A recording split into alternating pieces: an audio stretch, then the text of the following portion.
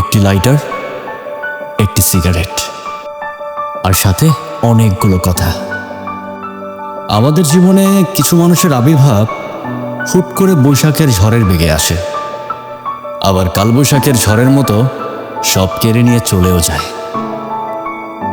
এই মানুষগুলোর মধ্যে হয়তো কোনো ম্যাজিক আছে, না হলে 3 ঘন্টার একটা ছোট্ট আলাপে পুরোটা জীবনের গল্প কি করে বদলে দিতে পারে। জীবন আমার বেদনায় ভরা, সম্পূর্ণ ফাঁকা। তাই আজকের গল্পের নাম মেঘমল্লার ঢাকা।